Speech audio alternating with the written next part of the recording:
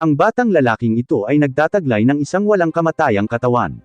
Nabutas man ang kanyang puso, gumagaling siya sa loob ng ilang segundo. Noong una ay inakala niyang isang banal na regalo, pagkatapos mabuhay ng maraming siglo at masaksihan ang pagkamatay ng mga nakapaligid sa kanya, napagtanto niya na ang immortalidad na ito ay talagang isang malupit na sumpa. Orihinal na isang batang lalaki mula sa mga slum, isang araw siya ay pinili ni Aryo upang maging isa sa 4 na mandirigma ng dragon na naglilingkod kay Haring Hiryu. Si Hakuryo ay may kamay ng dragon na maaaring makapunit ng mga sandata, si Seryo ay nagtataglay ng mga mata ng dragon na maaaring manghipnotismo ng mga tao, at si Raikuryo ay nagmana ng makapangyarihang mga binti ng dragon. Ang kakayahan ni Aryo, gayunpaman, ay tila walang halaga, mabilis lamang na gumaling mula sa mga pinsala ng walang malinaw na paliwanag mula sa Diyos ng dragon sa kalikasan nito. Kaya, siya ang madalas na protektado sa labanan. Sa pamumuno ni Haring Hiryu, nagtatag sila ng isang makapangyarihang bansa. Bagaman si Aryo ang pinakamahina sa magkakapatid, hindi siya itinakwil. Kahit na hindi sila magkakadugo, ang kanilang pinagsasaluhang pamana ng kapangyarihan ng Diyos ng Dragon ay nagbuklod sa kanila na parang tunay na magkapatid, kasama si Haring Hiryu bilang kanilang panganay. Habang tumatagal si Aryo sa kanila, mas naramdaman niyang siya ang hindi gaanong kapaki-pakinabang na mandirigma, na walang anuman kundi isang malakas na katawan. Napagtanto ni Haring Hiryu ang isang kakilakilabot na katotohanan, niyakap ng mahigpit si Aryo, at ipinagkatiwala sa kanya ang kanyang pinakamahalagang kayamanan, kahit na hindi naiintindihan ni Aryo kung bakit ginawa iyon ng hari. Sa sandaling iyon, ang kanilang bansa ay nahaharap sa panibagong pagsalakay. Ipinadala ni Haring Hiryu ang 3 pang Dragon Warriors, pinananatili si Aryo sa kanyang tabi. Sa 3 mandirigma lang, makakapantay nila ang isang hukbo. Ang pagkaalam na ang kapangyarihan ng mga dragon ay hindi kayang abutin ng tao, ang kalaban ay nagsagawa ng digmaan ng Atrisayon. Sa kabila ng kanilang dragon powers, tao pa rin sila. Sa isang pag-atres na pinamunuan ni Aryo at Seryo, si Aryo ay tinambangan ng kaaway. Habang inaakala niyang mamamatay siya doon, biglang gumaling ang kanyang napakalaking sugat. Iyon ang unang pagkakataon na napagtanto ni Aryo kung gaano kalakas ang kanyang healing power. Lumipas ang mga taon, at ang iba pang Dragon Warriors ay nagsimulang tumanda. Biglang nagkasakit si Haring Hiryu, at tanging si Aryo lang ang nananatiling hindi nagbabago sa panahon. Sa pagmamasid sa edad ng kanyang mga kapatid, si Aryo ay natakot sa kanyang sariling katawan. Parang may naramdaman si Haring Hiryu. Ipinagtapat ni Aryo sa hari, ang kanyang katawan ay hindi kapani-paniwalang malakas, immune sa pagod at sakit. Bagamat nakaramdam siya ng kirot dahil sa mga pinsala, mabilis silang gumaling. Ano ang pagkakaiba ko sa isang walang kamatayang halimaw? Paulit-ulit niyang tanong sa hari tungkol sa likas na katangian ng kanyang kapangyarihan ng dragon.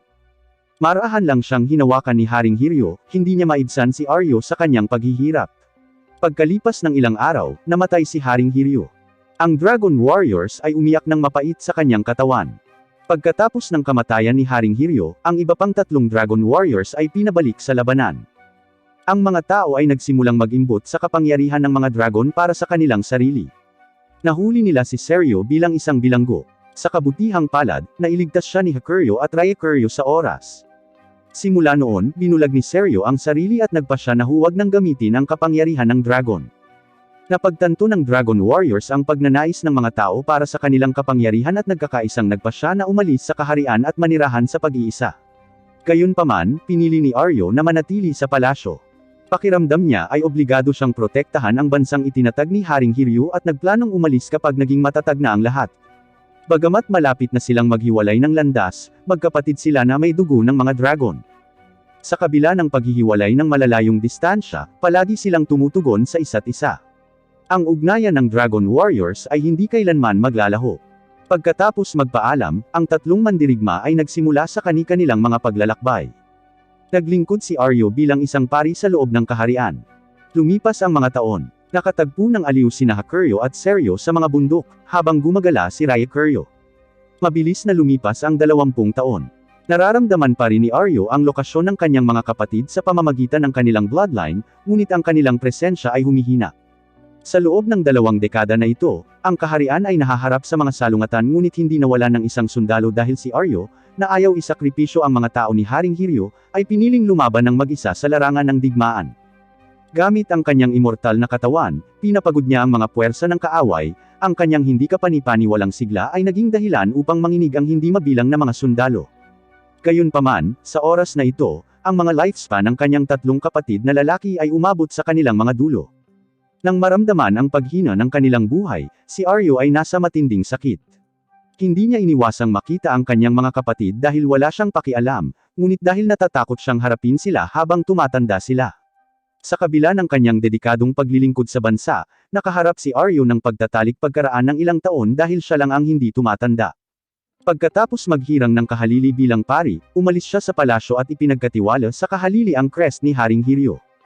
Gayunpaman, ilang sandali pagkatapos umalis, ang crest ay misteryosong muling lumitaw sa kanya. Marahil ito ay kagustuhan ni Haring Hiryo o isang senyales na mayroon pa siyang misyon sa crest. Umalis si Aryo nang mag-isa sa kanyang paglalakbay. Sa kanyang paglalakbay, madalas na nararamdaman ni Aryo ang presensya ng iba pang Dragon Warriors. Hindi nawala ang bloodline ng mga dragon bagkus ay patuloy na ipinasa sa henerasyon sa henerasyon. Gayunpaman, hindi ito ang mga kapatid na kilala niya. Habang palihim na pinagmamasdan ang bagong Hakuryo, si Aryo ay inatake ng mga tao mula sa ibang tribo. Kung hindi dahil sa kanyang immortalidad, baka doon na siya namatay. Naalala niya ang pangako ni Hakuryo na kahit ilang taon pa ang lumipas, hihintayin niya ito. Gayunpaman, hindi nang ahas si Aryo na harapin ang kanyang tumatanda ng kapatid, at hindi na sila nagkita sa huling pagkakataon. Ang panghihinayang ngayon ay walang mababago. Ipinagpatuloy ni Aryo ang kanyang paglalakbay, na nabuhay ng hindi mabilang na mga taon. Hindi man siya maaring mamatay, naramdaman pa rin niya ang emosyon ng tao. Gayunpaman, hindi niya kayang patayin sa gutom ang sarili kahit na sinubukan niya. Hanggang isang araw, nahanap siya ng isang babae at iniuwi siya. Ipinaliwanag ng batang babae, na nagngangalang Kaya, ang sitwasyon kay Zeno nang magising ito at pinagsaluhan ito ng limitadong pagkain sa kanya.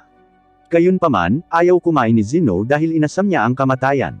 Hindi naiintindihan ni Kaya ang kanyang pagnanais, dahil siya mismo ay nagdurusa sa isang nakakahawang sakit at maaaring mamatay anumang oras. Pinili niyang manirahan mag-isa malayo sa nayon upang maiwasang makahawa sa iba. Hindi sinadya ni Kaya na itago ito kay Zeno, binalak niyang paalisin siya pagkatapos kumain. Matapos malaman ang tungkol sa sitwasyon ni Kaya, sinabi ni Zeno sa kanya ang kanyang pangalan, na hindi niya narinig na ginagamit ng sinuman sa mga taon mula nang humiwalay siya sa kanyang mga kapatid. Muntik na niyang makalimutan ang sariling pangalan. Iminungkahi ni Kaya na kung naramdaman niyang malapit na niyang makalimutan ang kanyang pangalan, tawagin na lang niya ito sa kanyang sarili. Gusto ni Kaya na umalis kaagad si Zeno, ngunit ayaw niyang umalis. Siya ang nag-alaga sa kanya, at ngayon naman ay siya na ang gumanti sa kanyang kabaitan. Bukod dito, hindi niya makukuha ang kanyang sakit. Kaya, nagpatuloy sila sa pamumuhay ng magkasama. Sa tulong ni Zeno, naging mas madali ang buhay ni Kaya. Sa araw, si Zeno ay nagtatrabaho sa labas upang kumita ng pagkain, at si Kaya naman ay naghahanda ng hapunan para sa kanya. Paminsan-minsan, dinadalhan siya ni Zeno ng mga bulaklak, at ang kanilang maayos at mainit na buhay ay nagpapagaan ng karamihan sa kanyang nakaraang sakit. Gayunpaman, hindi nagtagal ang kaligayahan. Lumala ang sakit ni Kaya. Matapos matiyak na siya ay mainit-init, si Zeno ay nagpainit ng mga bato at inilagay ang mga ito sa isang bag na tela para mahawakan niya at mapainit. Nang makita ang lahat ng ginawa ni Zeno para sa kanya, hiniling ni Kaya na umalis siya at ituloy ang kanyang mga hangarin sa halip na gugulin ang kanyang mga araw sa kanya, isang taong may sakit. Sa sandaling ito, si Zeno ay lubos na nawala ng pag-asa. Nais niyang ilipat ang kanyang walang kamatayang kapangyarihan kay Kaya at paulit-ulit na nanalangin na muling lumitaw ang Diyos ng Dragon. Kung maipagkaloob sa kanya ng Diyos ang buhay na walang hanggan, tiyak na mapapahaba rin niya ang buhay ni Kaya. Gayunpaman, gaano man karaming beses na nalangin si Zeno, hindi tumugon ang Diyos ng Dragon, at ang sakit ni Kaya ay umabot sa huling yugto nito. Sa kanyang mga huling sandali, nangako si Kaya na makakatagpo si Zeno sa kabilang buhay, ngunit sa kanyang buhay na walang hanggan, paano kaya siya papasok sa cycle ng reincarnation? Nakatingin lang siya habang si Kaya ay naging buto. Matapos ilibing si Kaya malapit sa kanilang tahanan, ipinagpatuloy ni Zeno ang kanyang paglalakbay, na nawala ng pakiramdam ng oras. Nang walang mga kaibigan o layunin, sa tuwing naramdaman niyang nasa bingit na siya ng pagkasira, tanging ang crest ni Haring Hiryo ang makakapagpatahimak sa kanya. Napagtanto niya noon kung bakit ganoon ang naging reaksyon ni Haring Hiryo nang malaman niya ang kanyang kapangyarihan. Nakikinita na ng hari ang kapalaran ni Zeno at binigyan siya ng crest para sa proteksyon ng Diyos ng Dragon at para bigyan ng makakapitan si Zeno. Ngunit sa pagkawala ni Haring Hiryo, bakit hindi binawi ng Diyos ng Dragon ang kapangyarihan? Sa pag-iisip nito, biglang napagtanto ni Zeno na maaaring muling mabuhay si Haring Hiryo, at maaari niyang muling makasama ang bloodline ng kanyang mga kapatid. Sa sandaling iyon, sa wakas ay natagpuan ni Aryo ang isang layunin, protektahan ang bansang itinatag ni Haring Hiryu, naghihintay sa kanyang pagbabalik. Isang araw, biglang lumiwanag ang isang pulang bituin, at tila naramdaman ito ng lahat ng Dragon Warriors. Natagpuan ni Aryo ang batang Hakuryo, na ang mga kapangyarihan ay hindi pa matured, kaya hindi niya nakilala si Aryo. Pinagmamasdan nila ang malayong pulang bituin ng magkasama, at napansin ni Aryo ang isang malaking marka ng kuko sa likod ni Hakuryo, na nagpapahiwatig ng kanilang mga pasanin. Nang dumating ang mga tao ni Hakuryo na hinahanap siya, kinailangan ni Aryo na umalis. Susunod, natagpuan ni Aryo si Seryo sa pamamagitan ng kanilang pagsasama. Sa ilang kadahilanan, ang batang si Seryo ay nakasuot ng maskara at palaging naglalaro mag-isa. Ang huling nahanap niya ay si Ryakuryo. Maging ang magiliw na Aryo ay nagalit nang makita si Ryakuryo, na dating pumailang lang sa himpapawid, ngayon ay nakakadena at nakakulong sa isang piitan. Ang muling pagsilang ng kaluluwa ni Haring Hiryu ay maaaring para sa pagprotekta sa bansa, paglikha ng bago, o dahil sa kanyang attachment sa Dragon Warriors, hindi alam ni Aryo. Iyon ay isang bagay na isisiwalat sa mga darating na taon, at ang tanging magagawa niya ay maghintay. Sa palasyo, maingat na nagbibihis si Prinsesa Yona dahil ngayon ang kanyang ika-16 na kaarawan, tanda ng kanyang pagtanda. Siya ang reinkarnasyon ni Haring Hiryu. Ang hari ay labis na nagmamahal sa kanya at nag-ayos para sa pinakamalakas na general na maging kanyang bantay. Si Hak, na lumaki na kasama si Yona, ay mahilig mang-asar sa kanya. Bagamat gusto ni Yona na baguhin ang kanyang bantay, walang makakatalo kay Hak sa isang paligsahan. Tumaki sa tabi nila ang isa pang kaibigan, si Suwon, na ibang-iba kay Hak. Bilang isang maharlikang inapo, siya ay kahawig ng isang Pinong iskolar at palaging magiliw kay Yona. Gayunpaman, hindi maisip ni Yona na ang taong lubos niyang hinahangaan ay magiging kanyang pinakamalaking kaaway. Si Suwon ay sinasamahan si Yona sa palasyo simula pa noong mga bata pa sila. Sa tuwing nakaramdam ng mali si Yona, kino-comfort siya ni Suwon. Nahulog si Yona sa magiliw na Suwon, ngunit parang kapatid lang ang tingin niya sa kanya, at walang pag-unlad ang kanilang relasyon. Kinabukasan, nang mag-almusal si Yona kasama si Suwon, sinabi sa kanya na nakikipagkumpetensya siya kay Hak sa archery, isang lugar kung saan si Hak ay nagtagumpay bilang isang tunay na mandirigma. Nang makita si Yona na sabik na subukan, inanyayahan siya ni Suwon na sumakay sa kabayo. Habang nakasakay, tinanong ni Yona si Suwon tungkol sa kanyang mga romantikong karanasan, ngunit sinabi niyang hindi siya nakikipag-date sa sinuman. Mapaglarong sinabi ni Yona na tinatalakay na niya ang kasal, at nang tanungin ni Suwon kung kanino, si Hak lang ang naiisip niya, kahit na malinaw na biro ito. Binati pa rin siya ni Suwon. Gayunpaman, sinabi ng hari kay Yona na plano niyang ipakasal siya kay Hak, ngunit gusto lang niyang makasama si Suwon. Tinutulan ito ng hari, at hindi inaasahan ni Yona ang gayong galit na reaksyon mula sa kanyang ama, na mahigpit na laban kay Suwon sa hindi niya malamang kadahilanan. Nagtago si Yona at umiyak mag-isa. Sa sandaling iyon, isang asasin ang lumapit sa kanya. Sa kaguluhan, nagtago si Yona sa isang kwarto. Natagpuan siya ni Suwon doon at nagpunta upang tingnan ang labas, ngunit nawala na ang asasin. Bumalik si Suwon para i-comfort si Yona, at sa tabi niya, unti-unti siyang kumalma. Sabik na umalis si Suwon, ngunit ipinagtapat ni Yona ang kanyang nararamdaman para sa kanya. Ang makitang namumula ang taong gusto niya ay hindi maipaliwanag na ikinatuwa ni Yona. Hindi man niya kayang pakasalan si Suwon, sapat na sa kanya na napansin siya nito ng kaunti. Makalipas ang ilang araw, dumating na rin sa wakas ang coming-of-age ceremony ni Yona. Nagtipon ang mga opisyal sa palasyo para magdiwang. Binigyan ni Suwon si Yona ng isang magandang hairpin at ipinahayag ang kanyang paghanga sa kanyang mahaba, pulang-pula na buhok, na nakapagpapaalaala sa madaling araw na kalangitan. Habang pinagsasaluhan ng dalawa ang magiliw na sandali, biglang sumulpot si Hak, na ipinadala ng haring naghahanap kay Yona. Naramdaman ni Hak na may mali sa palasyo, na parang may nakalusot dito. Inutusan niya si Suwon na protektahan si Yona habang pumunta siya upang palakasin ang seguridad ng palasyo. Nang gabing iyon, nagpasya si Yona na makipag-usap muli sa kanyang ama tungkol kay Suwon, dahil totoo ang nararamdaman niya para sa kanya. Gayunpaman, ang sumunod niyang nasaksihan ay nagdulot sa kanya ng lubos na pagkawasak. Si Suwon, ang lalaking hinahangaan niya, ang pumatay sa kanyang ama. Ang Suwon na alam niyang nagbago, naniniwala siyang napakabait ng ama ni Yona para maging hari. Ang sariling ama ni Suwon, isang matapang at bihasang mandirigma, ay hindi napili bilang hari, gayunpaman, hindi siya nagtanim ng sama ng loob at kontento na maglingkod sa bansa, kahit na isang general lamang. Ngunit ang makabayang general na ito ang pinatay ng ama ni Yona, isang lihim na alam lamang ng iilan. Ang mapagmahal sa kapayapaan na hari ay gumawa ng ganoong pagkilos, na nagudyok sa paghihiganti ni Suwon, upang ipaghiganti ang kanyang ama at baguhin ang mahinang bansa, kahit na hindi niya intensyon na saktan si Yona. Kaya naman pinili niyang mag-strike sa gabi, hindi niya namalayang nandoon si Yona. Naparito lamang siya upang hikayatin ang kanyang ama na aprubahan ang kanilang kasal. Nang marinig ito, si Suwon ay napuno ng halo-halong emosyon. Dumating din sa pinangyarihan ang mga rebeldeng bahagi ng kudeta. Binalak nilang patayin si Yona para hindi mabunyag ang katotohanan. Sa gulat, natambo ni Yona ang isang brazier at tumakas sa silid sa gitna ng kaguluhan. Gayunpaman, mabilis siyang pinalibutan ng mga sundalo. Sa tamang panahon, si Hak, na naramdamang may mali, ay dumating at mabilis na hinarap ang mga sundalo. Ito ang unang pagkakataon na nakita ni Hak si Yona ng sobrang takot. Inutusan siya ng hari na protektahan ang prinsesa at hinding-hindi siya ipagkanulo, anuman ang mga pangyayari. Inutusan ng mga sundalo si Hak na lumuhad, dahil si Suwon ang susunod na hari. Nang malaman na pinatay ni Suwon ang ama ni Yona, si Hak, na hindi makapaniwala na kayang patayin ng matalik niyang kaibigan ang mabait na hari, galit na hinarap si Suwon. Mabilis na nasugatan si Suwon sa pag-atake ni Hak. Pagkatapos ay kinuha ng mga sundalo si Yona na hostage para supilan si Hak. Nang malapit na nilang patayin silang dalawa, isang palaso ang lumipad, na bumasag sa pagkapatas.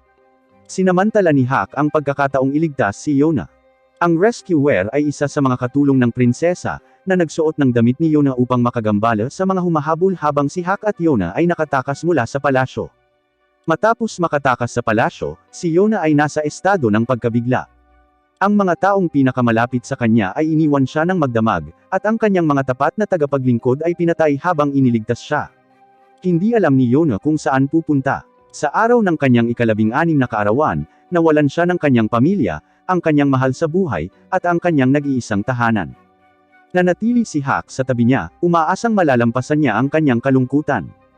3 taon na ang nakalilipas, bumisita si Hak at ang kanyang lolo sa palasyo para makita ang hari. Gustong-gusto ng hari si Hak at gusto siyang maging bantay ng prinsesa. Gayunpaman, nakita ni Hak na masyadong formal ang palasyo at ginasto niya ang isang mas malayang buhay, kaya tinanggihan niya ang kahilingan ng hari. Gayunpaman, dahil sa kanilang childhood bond, minsan ay umaasa ng husto si Yona kay Hak. Dahil sa kanyang katayuan, madalas na mag-propose ng kasal sa kanya ang mga maharlika, lalo na si Kanjun mula sa Fire Tribe na persigido. Iminungkahi ni Hak na maaaring ipahayag ni Yona na gusto niya si Suwon upang maiwasan ang gulo, ngunit nakita niya ang ideya na masyadong nakakahiya dahil ito ay hindi nasusuklian na pag-ibig. Dahil sa pagkabigo sa mga komplikasyon, nagplano si Hak na umalis, na hindi naintindihan ni Yona at naisip niyang bigla siyang walang pakialam. Nang maglaon, dinalhan niya ito ng maraming pagkain at humingi ng paumanhin, umaasang mananatiling mabuting kaibigan. Nang harasin muli ni Kanjun si Yona, kahit na hindi nararapat na hawakan siya sa palasyo, si Hak ay hindi tumayo at namagitan, na sinasabing sila ay magkatipan mula pagkabata. Isang galit na si Kanjun ang hinamon si Hak sa isang tunggalian, ngunit ang hari ay namagitan, na tinakot si Kanjun gamit ang isang espada. Pagkatapos ay inulit ng hari ang kanyang kahilingan para kay Hak na protektahan si Yona, at formal na tinanggap ni Hak ang tungkulin, alam na ang hari ay hindi isang mahinang pinuno. Ngayon, sa pagpatay sa hari, determinado si Hak na protektahan si Prinsesa Yona. Gayunpaman, habang sila ay tumakas, si Yona ay lalong naging mahina at nawalan ng pag-asa, na si Suwon ang sisihin sa kanilang kalagayan. Ang tanging pagkakataong gumawa ng independenteng aksyon si Yona ay ang paghahanap ng nawawalang hairpin, isang regalo mula kay Suwon sa kanyang kaarawan, na halos humantong sa pag-atake ng ahas. Saktong dumating si Hak para iligtas siya at kinuha ang hairpin. Samantala, dahil hindi mahanap sina Hak at Yona, inutusan ni Suwon na itigil ang pagtugis dahil mayroon siyang mas mahahalagang bagay, pag-akyat sa trono. Matapos ang mahabang paglalakbay, sa wakas ay bumalik si Hak sa kanyang tinubuang bayan, ang Wind Tribe. Kasama ang mga tropa ng kanyang lolo, hindi nang ahas si Suwon na hayagang magsimula ng digmaang sibil. Nagsiksikan ang mga taga-nayon nang makita nilang dumating si Hak na may kasamang babae, ngunit si Yona ay nahimatay na sa pagod, at ang kanyang lolo ay wala sa tribo dahil may inilabas na summoning order para sa mga pinuno ng 5 tribo na pumunta sa palasyo. Sa palasyo, nagtipon ng 5 pinuno ng tribo. Biglang namatay ang hari, at kumakalat ang mga alingawngaw na pinatay ni Hak ang kanyang kamahalan at pagkatapos ay tumakas kasama ang prinsesa. Hiniling ni Suwon sa kanila na ilihim ito, Nagbabala na kung ang balita ay lumabas, sasamantalahin ng ibang mga bansa ang pagkakataong sumalakay. Ang prioridad ay ang patatagin ang domestic na sitwasyon. Si Prinsesa Yona, ang pangunahing tagapagmana ng trono, ay nawawala na ngayon, iniwan si Suwon, na may duguring maharlika, bilang ang tanging mabubuhay na kahalili. Kailangan niya ang pagsang-ayon ng 5 pinuno ng tribo para maging hari. Walang tutol ang 4 na pangunahing tribo, ngunit pinigil ni Mondok, ang pinuno ng Wind Tribe, ang kanyang opinyon dahil naipasa na niya ang pamumuno kay Hak.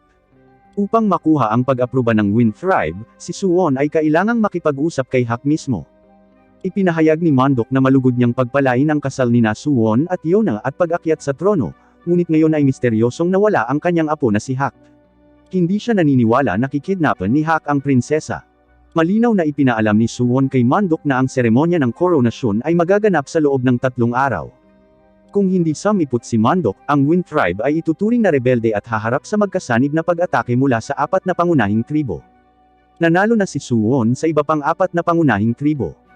Inakala ng mga pinunong ito ng tribo na mahina ang dating hari at mahigpit nilang sinuportahan si Suwon bilang bagong hari. Pagkatapos ng ilang pahinga, sa wakas ay nagising si Yona, at patuloy na itinatago ni Hak ang kanyang pagkakakilanlan. Gayunpaman, hindi nagtagal ay kumilos si Suwon laban sa Wind Tribe, na pinutol ng Fire Tribe ang nag-iisang supply ng tubig ng tribo. Nang bumalik si Mondok at nakitang magkasama ang prinsesa at Hak, napagtanto niyang si Suwon ang tunay na utak sa likod ng mga kaguluhan. Wala silang paraan upang mabisang tumugon, dahil ang pagputol ng tubig ay babala lamang mula kay Suwon. Kung hindi dadalo si Mondok sa koronasyon, tiyak na kasunod ang pagkubkob ng 4 na tribo. Ang pagkilala kay Suwon bilang hari ay nagpapahiwatig ng pagtanggap sa hinala na pinatay ni Hak ang hari. Sa gabi, nakipagkita si Hak sa kanyang lolo, ibinalik ang pamumuno sa kanya, at hiniling sa kanya na kilalanin si Suwon bilang hari upang iligtas ang tribo. Handa si Hak na tawaging pambansang kriminal at wanted. Si Yona, na nagtatago dito, ay maliligtas sa awa ni Suwon. Matapos makita ang isang merchant caravan na inatake ng Fire Tribe, napagtanto ni Yona na maaring ito ay dahil sa kanya at nagpasya na umalis kasama si Hak. Noon lamang magiging ganap na malaya ang Wind Tribe sa labanan. Gayunpaman, determinado si Hak na pigilan ang anumang karagdagang pinsala kay Yona. Sa kabila nito, nagpasya si Yona na umalis kasama si Hak. Partikular na sinabi sa kanya ng lolo ni Hak na maaari siyang bumalik sa Wind Tribe anumang oras kung muli siyang mawala ng pag-asa. Binigyan din niya sila ng mahalagang impormasyon, upang hanapin ang retiradong paring Maharlika, na gag-abay kay Prinsesa Yona sa kanyang landas pasulong. Sa unang pagkakataon, humakbang si Yona sa labas ng palasyo. Bilang isang prinsesa, ang Hiryu Castle lang ang alam niya. Nawala sa kanyang pag-iisip, bigla siyang itinulak ni Hak sa isang pader dahil sa tunog ng papalapit na mga yabag, na nakaramdam ng panganib. Sa katunayan, ang mga sundalo ng Fire Tribe ang mabilis na pinalibutan sila. Gayunpaman, si Hak ay sabik sa labanan, na ginagawang parang mga bata na may armas ang umaataking mga sundalo. Nang mabigo ang isang frontal attack, inutusan ni Kanjun ang mga mamamana na bumaril. Madaling napabagsak ni Hak ang mga arrow, ngunit ang kalaban ay napakarami. Habang si Hak ay madaling umatras mag-isa, ang pagprotekta sa prinsesa ay nakagambala sa kanya. Habang nadapa si Yona, tinutukan siya ng palaso ng kalaban. Para protektahan siya, sinanggahan siya ni Hak ng kanyang katawan. Matapos isecure si Yona sa isang tagong lugar, nagpasya si Hak na harapin ang lahat ng mga kaaway ng mag-isa. Gayunpaman, ang pana na tumama sa kanya ay may lason, na agad na magpapatigil sa isang normal na tao, ngunit nagawa pa rin ni Hak na patuloy na lumaban. Nang magsimulang hamina ang kanyang lakas, nagplano si Kanjun ng palihim na pag-atake mula sa likuran. Si Yona, nang makita ito, ay hindi sigurado kung paano tutulong ng hindi nanganganib na mahuli ng kaaway, na mas maglalagay sa panganib kay Hak. Gayunpaman, kung wala siyang gagawin, tiyak na papatayin si Hak. Ang desisyon ni Yona na umalis sa Wind Tribe ay hindi para mamuhay sa ilalim ng proteksyon ni Hak kundi mamuhay ng malaya. Maaaring siya ay nagtago sa Wind Tribe sa natitirang bahagi ng kanyang buhay kung kaligtasan lamang ang kanyang alalahanin. Kaya, pinatumba niya ang isang sundalo sa bangin at galit na tumingin kay Kanjun. Nawalan na siya ng pamilya at hindi niya kayang mawala din si Hak. Sinubukan siyang hikayatin ni Kanjun, ngunit hindi naniniwala si Yona sa kanyang mga kasinungalingan. Ang kanyang nagninangas na titig ay nagbigay ng matinding panggigipit kay Kanjun. Bagamat naalis na ni Hak ang karamihan sa mga sundalo, halos matambo na ang kanyang katawan. Kung hindi dahil kay Yona, baka nahulog na siya. Mabangis siyang lumaban ngunit kalaunan ay tinambangan at itinapon patungo sa gilid ng bangin. Si Yona, sa labis na kawalan ng pag-asa, ay naisip na malapit na rin niyang mawala si Hak. Sinugod niya ito, ngunit hinawakan ni Kanjun ang kanyang mahabang buhok. Desidido, pinutol ni Yona ang kanyang buhok gamit ang isang sandata, sinira ang panuntunan ng kanyang ama laban sa kanyang mga hawak na armas. Bagamat malamya ang kanyang swordsmanship, gumagalaw ang kanyang determinasyon na harapin ang kamatayan. Sinubukan ni Yona na hilahin si Hak pataas mula sa gilid ng bangin, ngunit hindi siya sapat, at pareho silang nahulog mula sa bangin. Sinira nito ang mga pangarap ni Kanjun na maging hari, at maaaring maharap din siya sa parusa mula sa bagong hari. Ibinigay niya ang buhok ni Yona kay Suwon at iniulat ang pagkamatay nito, kasunod ng utos ni Suwon na magulat kung sila ay natagpuan. Gayunpaman, kumilos si Kanjun sa kanyang sarili upang hulihin sila. Hindi siya pinarusahan ni Suwon ngunit malungkot na tiningnan ang pulang buhok ni Yona, dahil mayroon pa siyang sariling misyon na dapat tapusin. Minsan, matalik na magkaibigan ang tatlo. Sa isang casual na pag-uusap, nainggit si Suwon kay Yona dahil sa pagkakaroon ni Hak bilang isang malakas na bantay. Sinabi ni Hak kung pinakasalan ni Suwon si Yona at naging hari, siya ay magsisilbing bantay ni Suwon upang matiyak ang kanilang kaligtasan. Ngayon, bilang bagong nakoronahan na hari, nawalan siya ng dalawang matalik na kaibigan. Samantala, ang walang malay na sina Yona at Hak ay nailigtas ng isang batang lalaki na nagngangalang Yoon, isang doktor.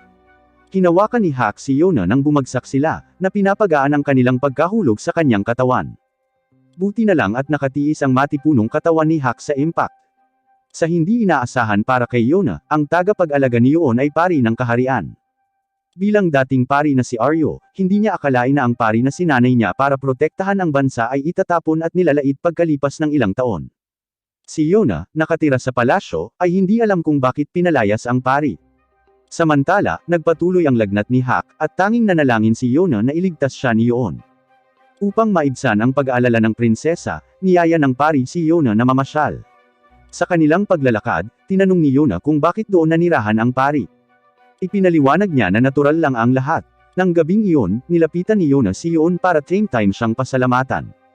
Marahil dahil nakasanayan na niyang tretuhin ng may paggalang bilang isang prinsesa, palagi niyang inaakala na inaasahan ang pagsisikap ng lahat para sa kanya. Ngayon na pagtanto niya na siya ay nagkamali, ang pagpapahayag ng pasasalamat sa tulong na natanggap ay kinakailangan. Umaasa rin si Yona na ibabahagi pa ni Yoon ang sitwasyon ng pari. Noong nakaraan, ang mga pari ay nagtataglay ng hindi mahahawak ang awtoridad, maging sa mga hari, dahil ang orihinal na pari, si Aryo, ay naglingkod kay Haring Hiryu. Pagkamatay ni Haring Hiryu, pinrotektahan ni Aryo ang bansa sa loob ng maraming taon at tinuruan ang mga bagong hari at pari. Pagkaalis ni Aryo sa bansa, lumakas ng husto ang kapangyarihan ng mga pari, hanggang sa puntong pinatalsik ng isang pari ang isang hari.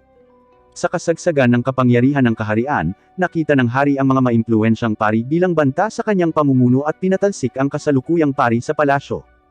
Napagtanto ng pari na ang maharlikang lungsod lamang ang maunlad habang ang iba pang kaharian ay dumaranas ng gutom at labanan. Sa kabila ng kanyang pagnanais na iligtas ang lahat, siya ay walang kapangyarihan at kalaunan ay nagkaroon ng sakit sa pag-iisip. Sa gabi, napansin ni Yona na nawawala si Hak at nagmamadaling lumabas para hanapin siya. Lumabas na si Hak upang kunin ang kanyang sandata na kanyang nalaglag, alam na maaari silang humarap sa mga labanan anumang oras. Nagulat siya nang makitang nag-aalala ang prinsesa sa kanya. Nang makitang ginupit ni Yona ang kanyang pinakamamahal na mahabang buhok, napagtanto ni Hak na nabigo siyang protektahan siya. Gayunpaman, hindi nagustuhan ni Yona ang kanyang mahabang buhok dahil pinuri ito ni Suwon, na kailangan niyang bitiwan ng emosyonal. Gayunpaman, naunawaan ni Hak na hindi pa talaga nakamove on si Yona dahil maaari niyang hawiin ang kanyang paboritong buhok ngunit hindi ang hairpin na ibinigay sa kanya ni Suwon, na nagtatago pa rin ng ilang kalakip. Kinabukasan, patuloy na humingi ng payo si Yona sa pari ngunit natagpuan nitong umiiyak sa isang bangin, na nakakita ng isang pangitain na kinasasangkutan ni Yona at sa mundo. Nakita ng pari na gagawin ni Yona ang mga makabuluhang pagbabago sa kaharian. Bagamat maaari siyang pumili ng isang tahimik at ordinaryong buhay, hindi ito pinapayagan ng kanyang nag-aapoy na dugo. Kapag ang kadiliman ay bumaba sa lupa, ang dugo ni Hiryu ay bubuhayin ang mga patay. Ayon sa sinaunang tipan, kapag nagtipon ng 4 na dragon, ang mga artifact na tagapag-alaga ay magigising, na humahantong sa bukang liwayway ng Red Dragon. Bagaman hindi naunawaan ni Yona ang buong kahulugan ng mga salitang ito, malapit na itong maging katotohanan. Sinasabi ng mga alingawngaw na ang Diyos ng Red Dragon ay bumaba upang gabayan ang sangkatauhan ngunit hindi sinasadyang nagdulot ng mga hindi pagkakaunawaan sa kanila. Si Haring Hiryu ay nahuli ng mga tao at muntik nang mapatay ng 4 na dragon ang bumaba sa mortal na kaharian. Hindi gustong makitang pinatay si Hiryu, ipinagkaloob ng 4 na dragon ang kanilang dugo sa mga taong mandirigma, na nagbigay sa kanila ng lakas. Ang mga mandirigmang ito ay naging mga embodiment ng mga dragon, na nakatuon sa pagprotekta sa buhay ni Hiryu. Sa kapangyarihan ng mga Diyos ng Dragon, pinangunahan ng mga mandirigma ang kanilang mga tribo upang protektahan ang Hiryu at sugpuin ang panloob na alitan. Gayunpaman, matapos mahimbing si Hiryu, natapos ang misyon ng 4 na Dragon Warrior. Sa paniniwalang ang kanilang kapangyarihan ay napakahusay para sa mga ordinaryong tao, ang mga Dragon Warrior ay umalis sa kaharian at tinulungan nilang itatag. Binuo ng kanilang mga inapo ang 5 tribo ng kasalukuyang kaharian, na siyang foundation myth ng bansang Yona. Gayunpaman, sinabi ng pari kay Yona na ang mga pangyayaring ito ay totoo, na nagiging mitolohiya lamang sa paglipas ng panahon. Kung gusto ni Yona na protektahan ang lahat ng mahal niya, kailangan niyang hanapin ang maalamat na 4 na Dragon Warriors. Nag-aalala si Yona na maaaring hindi tumulong ang mga maalamat na dragon dahil sa mga bagay na ito, ngunit lahat ng kanyang mga nakatagpo ay mahimalang nakatakas sa panganib. Ito ay kapalaran. Kung talagang mahahanap ni Yona ang mga Dragon Warriors, ito ang magiging kapalaran niya. Nagpasya si Yona na hanapin sila. Hiniling ng pari na isama si Yon dahil isa siyang walking encyclopedia na maaaring tumulong sa kanila. Ang mga inapo ng mga Dragon Warrior ay nagbabago ng kanilang mga tirahan mula pa noong sinaunang panahon, maliban sa isa na palaging nananatili sa parehong lugar. Ito ang kanilang unang destinasyon.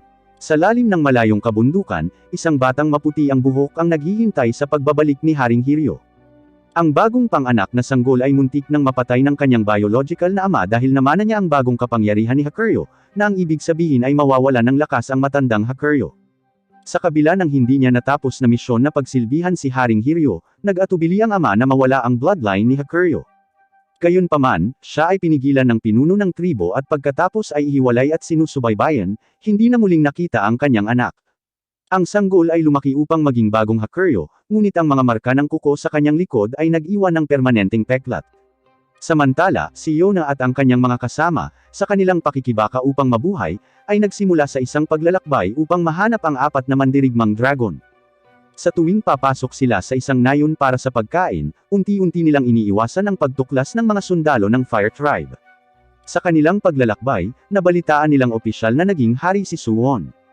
Nagpatuloy sila sa kanilang paglalakbay, umiwas sa paghahanap habang patungo sa kanilang destinasyon. Pagkatapos ng maraming pag-iisip, nagpasya si Yona na hilingin kay Hak na turuan ang kanyang swordsmanship dahil ayaw niyang palaging maging pabigat sa kanya. Gayunpaman, tinanong ni Hak kung talagang handa na si Yona na kitilin ang buhay ng ibang tao, ipinaliwanag na ang paggamit ng sandata ay nangangahulugan ng pakikipaglaban at hindi pagpayag na tumayo ang kalaban ay maaaring kailanganin. Si Yona, kahit na hindi siya makapatay, ay gustong lumikha ng mga pagkakataon upang palayain si Hak kapag kinakailangan. Sa huli, nakumpromiso si Hak at pumayag na turuan si Yona ng archery dahil sa kamadalian ng kanilang sitwasyon. Nag-ensayo sila habang nasa pagkilos, na sinubukan ni Yona na manghuli ng mga hayop upang madaig ang kanyang panloob na takot. Pina-practice pa ni Hak si Yona na bumaril sa kanya, tinatrato siya na parang isang kaaway, ngunit ang kawalan niya ng layuning pumatay ay nangangahulugan na hindi niya siya masasaktan. Pagkatapos ng ilang araw na paglalakbay, sa wakas ay nakarating ang grupo sa isang makapal na foggy forest kung saan misteryosong nawala si Yon. Maya-maya, napalibutan sila ng grupo ng mga tao na pinamumunuan ng isang matandang lalaki. Nang makita ng matanda ang pulang buhok ni Yona, inalala ng matanda ang mga turo ng kanyang mga ninuno at dinala si Yona at ang kanyang mga kasama sa kanilang nayon para kumpirmahin. Nahuli na si Yon at dinala dito, na siyang pamayanan ng Hakuryu. Ang angkan ni Hakuryu ay naipasa dito, at ang mga taga-nayon ay pinuprotektahan sila sa henerasyon pagkatapos ng henerasyon. Ang orihinal na Hakuryu ay nagsilbi kay Haring Hiryu, na may pulang buhok din, kaya naman iginagalang nila si Yona. Upang kumpirmahin ang pagkakakilanlan ni Yona, umasa sila sa kasalukuyang Hakuryu, na nakagapos sa gapos ng dragon. Kaya naman dinala sila sa nayon. Nang makita si Yona sa unang pagkakataon, ang dugo ni Hakuryu ay nagsimulang damaloy pabalik, at ang bagong Hakuryu ay ganap na nagising sa kanyang kapangyarihan ng dragon. Sa pamamagitan ng pagkakatali sa kanyang dugo, napagtanto niya na si Yona ang hari na itinakda niyang protektahan sa buhay na ito. Gayunpaman, sinabi ni Yona na hindi siya ang hari ng Hakuryu. Siya ay dumating na naghahanap ng kapangyarihan upang protektahan ang kanyang sarili at ang kanyang mga kasama. Sa pag-alis, partikular na inutusan ni Hakuryo ang mga taga-nayon na protektahan ng mabuti ang kanilang nayon. Pagkatapos, nagsimula sila sa kanilang bagong paglalakbay. Ang 4 na Dragon Warriors ay nagbabahagi ng kakaibang ugnayan na nagbibigay daan sa kanilang madama ang lokasyon ng isa't isa, na mas lumalakas ang sensasyon habang papalapit sila. Naramdaman ni Hakuryo na si Seryo ang pinakamalapit. Gayunpaman, hindi nagtagal pagkatapos nilang umalis, inatake sila ng mga bandido. Nagtago muna sina Yon at Yona. Ang mga bandido ay walang laban kina Hak at Hakuryo. Ito ang unang labanan sa libu-libong taon para sa bloodline ng Hakuryo, at ang kilig sa labanan ay nagpasigla sa kanya, nasa sabik na lumaban muli para sa kanyang hari. Gayunpaman, ang kakayahan ni Hak sa pagpatay sa mga kaaway ay hindi gaanong kahanga-hanga kaysa kay Hakuryo. Si Yona, na nagtatago sa isang sulok, ay nagtangkang lumaban sa ilalim ng patnubay ni Yon at tinamaan ang isang bandido na sumusulpot sa kanila, ngunit sila ay natuklasan ng iba pang mga bandido. Sumugod sina Hak at Hakuryo, at hindi nagtagal ay naasikaso na ang lahat ng mga bandido, ngunit muling bumukas ang sugat ni Hak, na naging dahilan upang siya ay himatayan. Hindi may galaw ni Yona si Hak ng mag-isa, ngunit sa kabutihang palad, madaling binuhat ni Hakuryo si Hak. Nagising si Hak noong gabing iyon, at ibinahagi ni Hakuryo ang intelligence na nakolekta mula sa kanyang nayon. Ang Seryo clan ay minsang nanirahan ng lihim sa teritoryo ng Earth Tribe, ngunit isang araw, nawala ang buong tribo.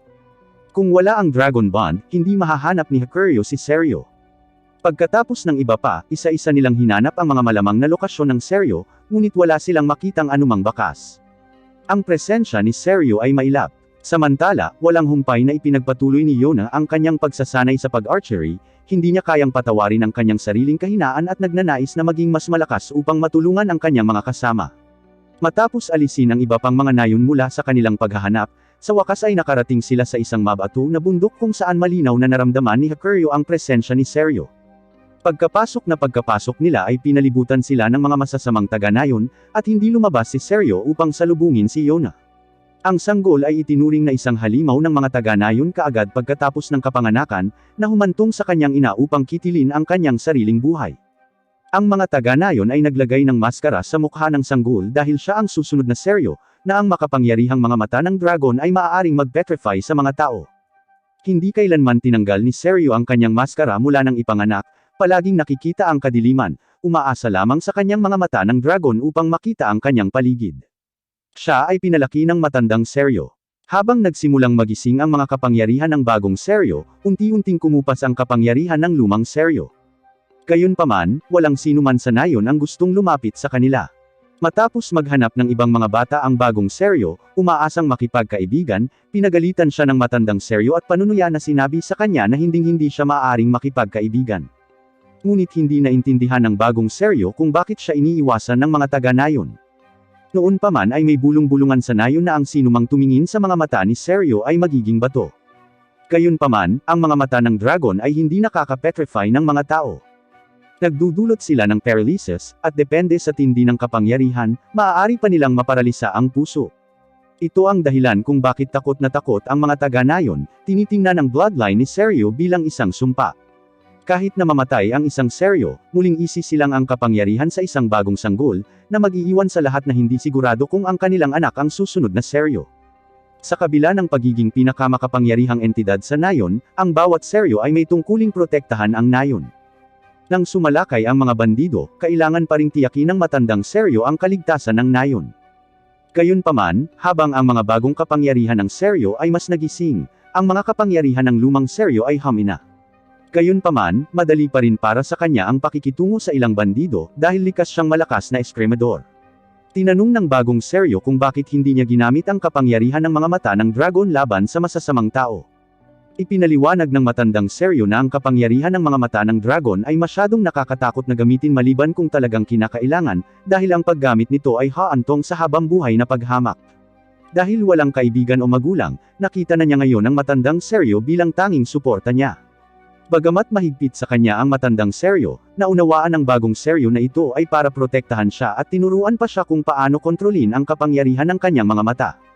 Ngunit sa paglipas ng panahon, mas nagising ang mga kapangyarihan ng bagong Seryo, at ang katawan ng matandang Seryo ay humina, nahihirapan kahit laban sa mga bandido. Habang nagawa nilang itaboy ang mga bandido, tuluyang nawala ng paningin ang matandang Seryo. Hindi malinaw kung nakakaramdam siya ng sakit o ginhawa habang inilalabas niya ang mga taon ng pinipigilang emosyon. Sa kanilang pagbabalik, ang matandang Seryo ay humingi ng tawad sa bagong Seryo dahil natapos na niya ang kanyang misyon ng pagpasa sa angkan at pagkatapos ay nahulog sa isang walang hanggang pagkakatulog. Namana ng bagong Seryo ang lahat ng sinumpaang kapangyarihan, kaya lalong natakot sa kanya ang mga taga-nayon. Si Seryo ay nakakulong sa kanyang bahay araw-araw, gamit ang kanyang mga mata ng dragon upang subaybayan ang paligid ng nayon. Hindi nagtagal, dumating ang isa pang grupo ng mga kawal, na nag-iimbot sa kapangyarihan ng dragon, ng napakaraming bilang. Sa kanyang kasalukuyang swordsmanship lamang, alam niyang hindi niya kayang talunin silang lahat. Upang maprotektahan ang nayong binabantayan ni Seryo, nagpasya siyang tiisin ang sakit ng sumpa ng mag-isa. Pagkatapos ng sakuna, nagsimulang lumipat ang nayon ng Seryo, nagtatago sa loob ng mga batong bundok at nagpapakita ng matinding puot sa mga tagalabas. Pagdating ni Yona at ng grupo niya ay agad silang pinalibutan. Hiniling ni Hakuryo sa mga taga-nayon na ilabas ang kanyang kapatid, ngunit sinabi ng mga taga-nayon na walang Seryo doon.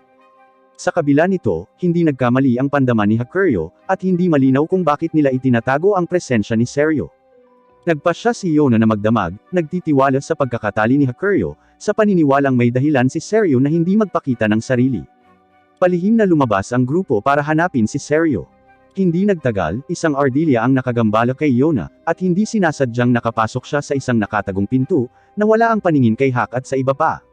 Sa kabutihang palad, natagpuan ng isang taga-nayon si Yona at sinubukan siyang akayin, ngunit naramdaman ni Yona na may mali habang patuloy silang bumababa, na hindi maaaring maging daan palabas ng yungib. Sakto namang lumitaw si Seryo upang takutin ang taga-nayon, ngunit hindi nakilala ni Yona ang batang lalaki bilang Seryo. Nang dalhin ni Seryo si Yona sa Hakuryo, nakilala niya ang bata bilang Seryo. Nalantad ang pagkakakilanlan ni Seryo, tumakas siya, iniisip na dito niya gugulin ang kanyang buhay at ipapasa ang kapangyarihan ng Seryo sa susunod na henerasyon. Gayunpaman, ang pagdating ni Prinsesa Yona ay nakagambala sa kapayapaan. Sa sandaling nakilala niya si Yona, nagising ang dugo ni Seryo sa kanya. Napagtanto niya na ang babae sa kanyang harapan ay maaaring ibahagi ang isang hindi kilalang bigkis sa kanya, ngunit hindi niya nais na gamitin ang kanyang masamang kapangyarihan. Hindi kailanman maintindihan ni Hakuryo ang kanyang pag-uugali dahil, pagkatapos makita si Yona, tiyak na nagising din si Seryo.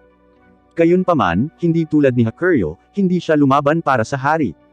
Ang nayon ng Seryo at nayon ng Hakuryo ay ganap na magkasalungat sa bagay na ito.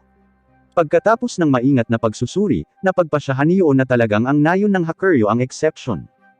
Dahil sa patuloy na digmaan na nakakaapekto sa nayon ng Seryo, ang mga taga-nayon ay hindi sumamba sa Diyos ng Dragon, at para sa kanila, si Hakuryo ay maaaring tunay na tila isang mananalakay. Gayunpaman, sa ilang kadahilanan, iniligtas ni Seryo si Yona. Nagpasya ang grupo na ipagpatuloy ang paghahanap kay Seryo, sa paniniwalang ang direktang pakikipag-usap sa kanya ay makakapagpaalis ng kanilang kalituhan.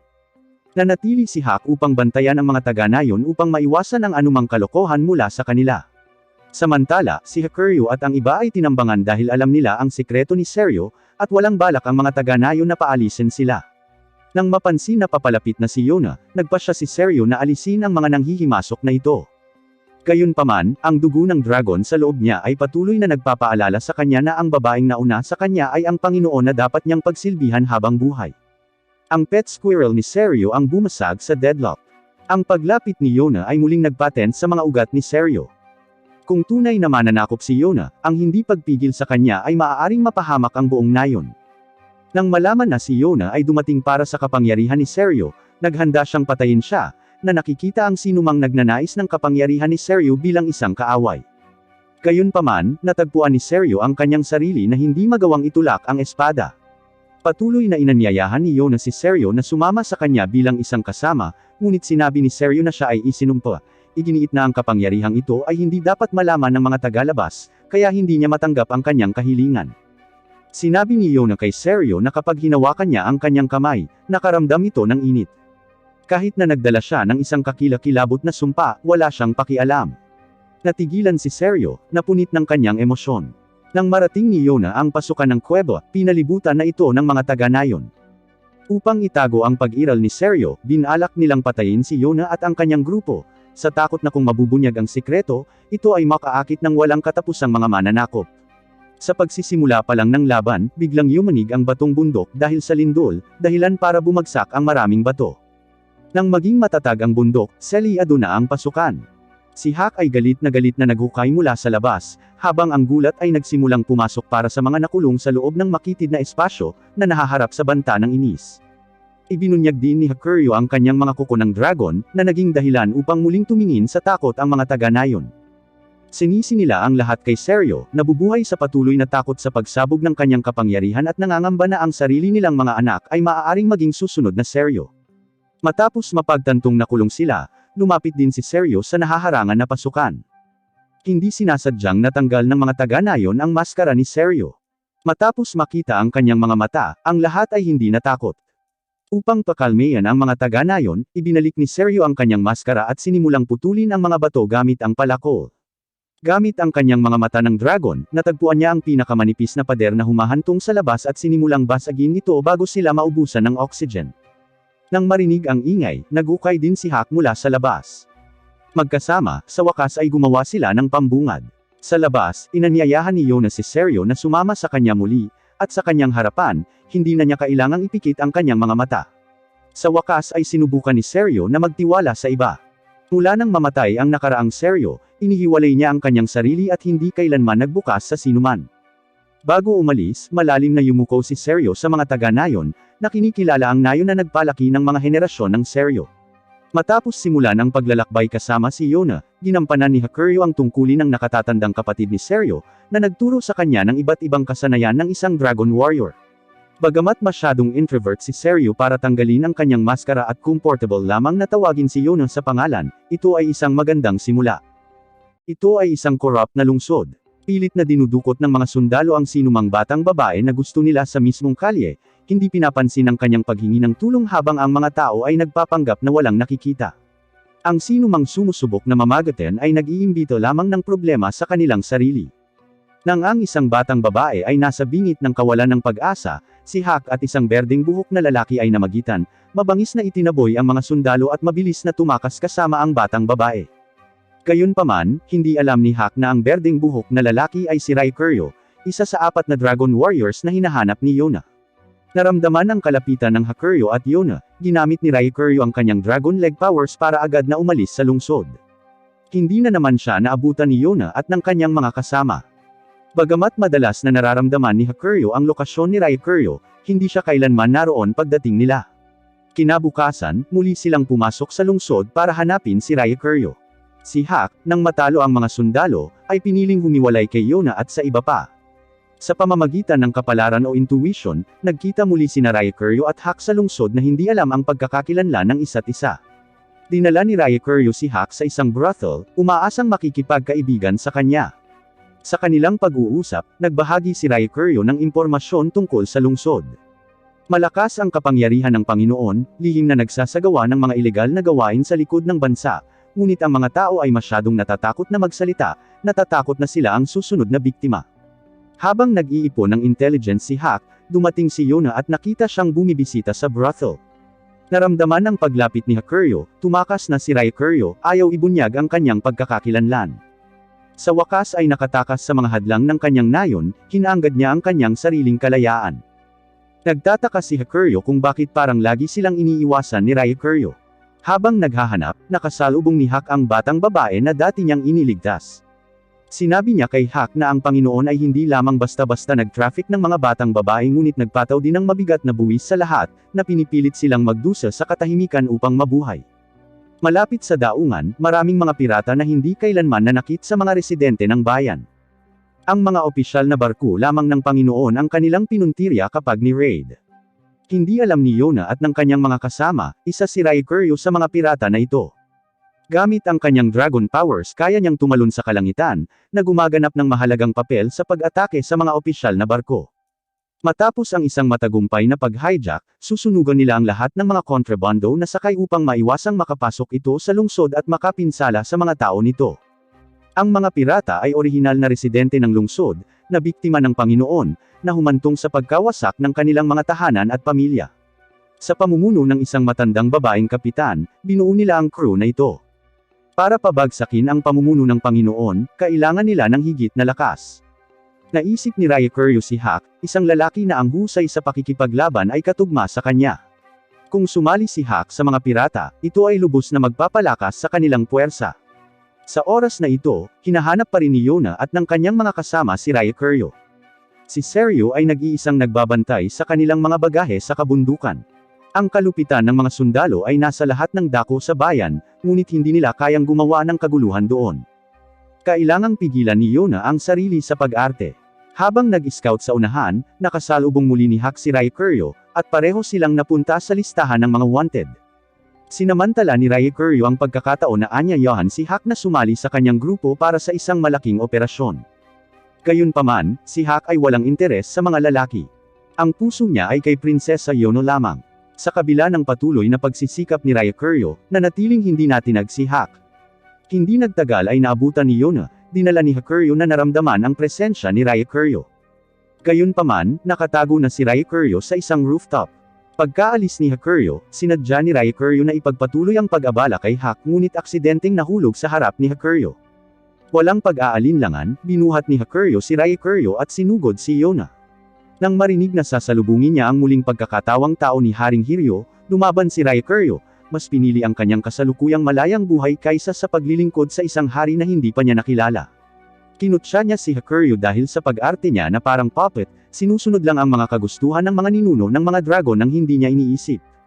Hindi na ito ang hiling ng dragon kundi isang trahedya ng puppet. Si Ryukuryu, na may layuning hikayatin si Hack na sumali, ay hindi na maalayan na dumating na rin si Yona. Dahil malapit kay Yona, nagising ang dugo ng dragon sa loob ni Ryukuryu. Umalangaw-ngaw ang boses ng Dragon God, na nag-uutos sa kanya na kilalanin si Hiryu bilang kanyang Panginoon. Matapos makumpirma na isa siya sa 4 na Dragon Warriors na hinahanap niya, inanyayahan ni Yona si Ryukuryu na sumama sa kanya. Gayunpaman, naniniwala si Ryukuryu na ang kanyang pag-asa at pananampalataya kay Yona ay dahil lamang sa dugo ng dragon sa loob niya, hindi sa kanyang sariling mga pagnanasa. Sinabi niya na hindi niya paglilingkuran si Yona at gusto niya ang kanyang kalayaan, ayaw niyang ipagsapalaran ang kanyang buhay para kay Haring Hiryu tulad ni Hakuryu. Pipiliin niya kung sino ang magpoprotekta sa kanyang sarili. Nagpasya si Yona na palayain si Ryukuryu dahil hindi siya nag-uutos sa kanya ngunit humihingi ng tulong sa kanya. Ngayon na si Ryukuryu ay may sariling mga hangarin, bagaman nang hihinayang, pinili niyang palayain siya. Gayunpaman, si Ryukuryu ay hindi sumuko kay Hack, dahil ang kanyang mga tauhan ng pirata ay lubhang kulang sa lakas ng labanan. Iminungkahi ni Yona na magkasama silang makipagkita sa kapitan ng pirata. Hindi niya makaligtaan ang paniniil ng Panginoon sa isang madilim na lungsod, bilang isang prinsesa ng bansa. Pagdating sa kuta ng mga pirata, nagpasya ang kapitan na subukan ang kanilang kakayahan sa pakikipaglaban sa pamamagitan ng pagsalakay sa kanila ng kanyang mga tauhan. Natapos ang labanan sa ilang segundo, na sobrahan ng lakas ng trio, na katulad ng pagdaragdag ng 3 mandirigma ng kalibre ni Ryukuryu. Gayunpaman, ang kapitan ay nangangailangan ng mga may kakayahang individual. Ang mahihina ay haad lang sa kanila. Si Hack, Seryu, at Hakuryu ay nagtataglay ng nangungunang mga kasanayan sa pakikipaglaban, at si Yona ay nagdala ng malawak na kaalaman. Si Yona, bagamat hindi sanay sa mga partikular na lugar, ay hindi gustong ma-sideline. Upang masuri ang kanyang pagiging kapaki-pakinabang, naghanda ang kapitan ng isang mapanganib na hamon para kay Yona. Dati isang layaw na prinsesa ng kaharian, si Yona ay namimitas na ngayon ng mga halamang gamot sa matatarik na bangin, isang hamon na itinakda ng kapitan ng hindi pinahihintulutan si Hakuryu at ang iba pa na tumulong. Sa unang pagkakataon, umasa si Yona sa sarili sa mapanganib na lupain. Patuloy siyang hinihimok ni Ryukuryu na sumuko, na nangangatwiran na hindi na niya kailangang itulak ang sarili sa sukdulan kapag sapat na ang mga ito para sa labanan. Gayunpaman, kinasusuklaman ni Yona ang pakiramdam na walang kapangyarihan at natatakot na mawala muli ang mga nakapaligid sa kanya. Unti-unting nagbabago ang perception ni Ryukuryu kay Yona. Sinabi sa kanya ng nakaraang Ryukuryu na si Haring Hiryu ay isang ganap na monarko na may malalim na koneksyon sa Dragon Warriors. Ipinagpalagay ni Ryukuryu na ang muling pagkakatawang tao na si Haring Hiryu ay magiging isang malupit na pamumuno na may napakalaking kapangyarihan. Hindi niya inaasahan na ang Haring Hiryu na nakilala niya ay isang tila mahinang babae na walang nakikitang kakayahan. Sa kabila ng panginginig, patuloy na sumusulong si Yona at matagumpay na naabot ang mga halamang gamot. Ang kanyang tagumpay ay minarkahan ang unang pagkakataon na umasa siya sa kanyang sariling lakas upang tulungan ang kanyang mga kasama. Sa kanyang pagbabalik, isang malakas na hangin at malalaking alon ang nagpatalsik kay Yona mula sa bangin. Si Raikuryo, galit na galit sa pag-aalala, ay nagmamadaling tulungan siya. Sa kabutihang palad, nakuha ni Yona ang isang baging at maiwasang mahulog sa dagat. Dumating si Hakuryo at ang iba pa sa tuktok ng talampas. Ibinalik ni Yona ang mga halamang gamot at sinabi sa kapitan ang tungkol sa tulong ni Raikuryo, ngunit pinilit niyang bumalik ng mag-isa upang manguha muli ng mga halamang gamot. Tawa ng tawa ang kapitan nang makita ang determinasyon ni Yona. Ipinadala niya si Raikuryo upang subaybayan ang pamimitas ng damo ni Yona bilang pananggalang din, dahil alam niyang hinding-hindi hahayaan ni Raikuryo ang isang babae na masaktan. Kumpleto na ang pagsubok sa katatagan ni Yona, at nagpa siya ang kapitan na hayaan silang makasama si Yona sa kanilang mga plano. Nang makitang ligtas na nakabalik si Yona, sa wakas ay na-relax ni Hak ang kanyang tensyon. Ayaw niyang makipagsapalaran si Yona, ngunit alam niya ang pagiging matigas ang ulo nito. Ang pagpigil sa kanya ay magpapagalit sa kanya magpakailanman. Tinukso ni Raikuryo si Hak dahil sa kanyang mapagmahal na saloobin kay Yona, tinanong kung sila ay magkasintahan. Gayunpaman, sinabi ni Hak na nakita niya lamang si Yona bilang isang mahalagang protektahan. Mas malalim ang nakita ni Raikuryo, napansin niya ang lapit sa pagitan ni Hak at Yona ngunit napanatili din ang distansya. Naniniwala siyang hindi talaga gustong angkinan ni Hak si Yona, bagkus ay nasa tabi niya lang. Ang mga salita ni Raikuryo ay tumama kay Hak. Habang naghahanda ang lahat para sa paglalakbay, natagpuan ni Hak si Yona na nag-iisa at nakita ang kanyang mga kamay na natatakpan ng maraming sugat, na labis na ikinasakit niya. Lalong lumakas ang dating maselan na prinsesa.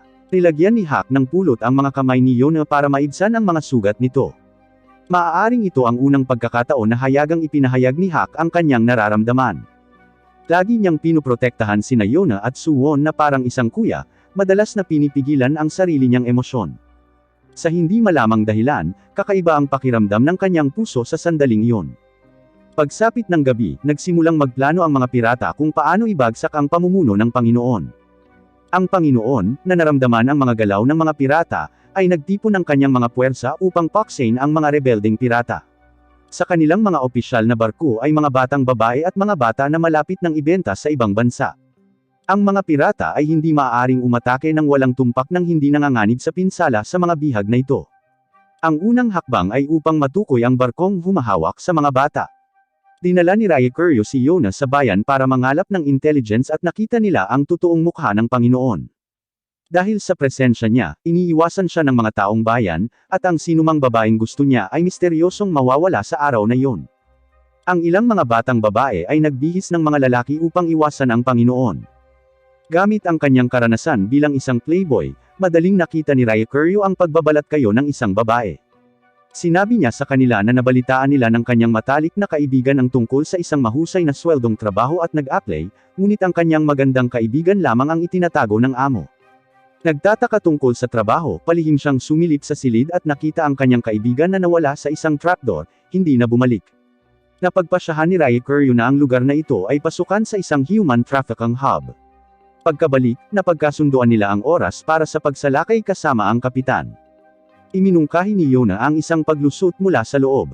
Kung maaari siyang makisama bilang isang hostage at pagkatapos ay magpaputok sa barko, ito ay magsenyas kung saan matatagpuan ang mga bihag. Bilang nag-iisang batang babae na naruroon, si Yona ang pinakamahusay na kandidato para sa paglusot. Si Hak at Hakuryo ay natural na hindi sumang-ayon kay Yona na makipagsapalaran, sa takot na agad na mapatay kung natuklasan siya ng Panginoon. Gayunpaman, kulang sila ng oras upang maghanap sa mga barko, at maaaring sumiklab ang labanan anumang sandali. Kung maantala ng masyadong mahaba, ang mga batang babae ay maaaring ibenta sa ibang bansa. Sa puntong ito, walang mas mahusay na pagpipilian. Upang mapataas ang tagumpay ng operasyon, nagpasya ang kapitan na magpadala ng isang tao upang samahan si Yona sa misyon. Kinailangan ng taong ito na magkaila bilang isang magandang babae para mahuli ang mata ng Panginoon. Sa mga naruroon, tanging si Yoon, na nagtatrabaho sa likuran at medyo gwapo na, ang nababagay sa bilang ang tanging mapagpipilian. Nang gabing iyon, muling pinuntahan ni Hak si Yona, na hinimok siyang talikuran ang mapanganib na misyon. Noon pa man ay naniniwala si Yona na ang kanyang bansa ay mapayapa at maunlad, tulad ng nais ng kanyang ama, isang lupaing walang alitan at puno ng tawanan. Gayunpaman, mula nang umalis siya sa palasyo, nasaksihan niya ang hindi mabilang na paghihirap ng tao, na nagtanong sa kanyang ama sa pamamahala at kinikilala ang kanyang sariling responsibilidad bilang isang prinsesa sa hindi pag-unawa sa kalagayan ng kanyang mga tao. Determinado siyang lumaban ng mag-isa sa pagkakataong ito, ang pasya ni Yona ay kailangan siyang palayain ni Hak, na napagtanto na hindi niya mapipigilan ang kanyang determinasyon. Kinabukasan, si Yoon, nakasuot ng disguise, ay kasing ganda ni Yona. Nais din ni Hakuryo na sumali sa kanila, ngunit ang kanyang natatanging Dragon Claw ay masyadong kapansin-pansin, at kahit sa pagbabalat kayo, siya ay namumukod tangi upang sundin. Sa kabila ng pagpapasya na sumama kay Yona, hindi napigilan ni Yoon na manginig sa takot. Dahil naging isang palaboy mula sa murang edad at namuhay ng maingat, ang kanyang mga karanasan sa buhay ay naging angkop sa kanya para sa misyon. Determinado siyang protektahan si Yona sa lahat ng paraan. Dumating sina Yoon at Yona sa lugar na nag-aalok ng trabahong mataas ang sweldo. Gaya ng inaasahan, labis na nasiyahan ang contact person sa kanilang hitsura, na nakikita ang mga ito bilang mga dekalidad na produkto na maaaring makakuha ng mataas na presyo. Sila ay sabik na inanyayahan sa isang silid, ngunit sa sandaling magsara ang pinto, sina Yona at Yoon ay nahulog sa isang nakatagong silid at kalaunan ay dinala sa isang kabin ng barko na puno ng hindi mabilang na iba pang mga batang babae. Ang Panginoon, nang mabalitaan na may 2 dekalidad na individual ang nahuli, ay hindi nakatiis na puntahan muna sina Yona at Yoon. Ang kapansin-pansing pulang buhok ni Yona at ang gwapong katangian ni Yoon ay halos magsisisi sa pagbibenta ng mga ito ng direkta. Naisip niyang kunin si Yona para sa kanyang sarili, sinisira ang kanyang kadalisayan, dahil marami ng dinukot na mga babae, at ang mga kliyente ay walang pakialam sa 1 o 2 nawawala.